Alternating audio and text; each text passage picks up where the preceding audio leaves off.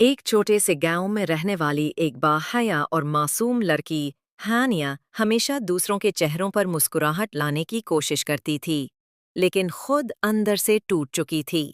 دن بھر social media پر وقت گزارنا، لائکس اور ویوز کے پیچھے بھاگنا اور پھر رات کے وقت خالی دل اور دماغ کے ساتھ بستر پر لیٹ جانا، یہی اس کی زندگی بن چکی تھی۔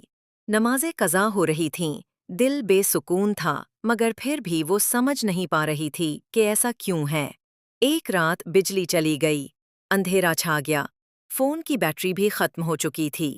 ہانیہ بیزاری سے کمرے کی خاموشی میں لیٹی تھی، جب اچانک اسے مسجد سے اذان فجر کی آواز سنائی دی۔ پہلی بار اس آواز نے اس کے دل کو چھو لیا۔ وہ رونے لگی، بنا کسی دکھ کے۔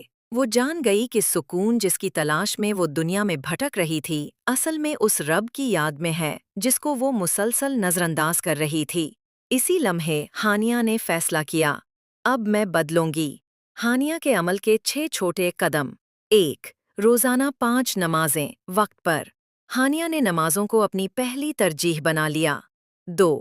فون کے لیے وقت مقرر۔ اب وہ سوشل میڈیا صرف دن کے خاص اوقات میں چیک کرتی۔ 3. قرآن سے دوستی۔ روز صرف 5 آیات کی تلاوت، لیکن غور و فکر کے ساتھ۔ 4. خاموشی کا وقت۔ دن میں 10 منٹ صرف تنہائی اور اللہ سے بات کرنے کے لیے۔ 5. ہر رات کا محاسبہ۔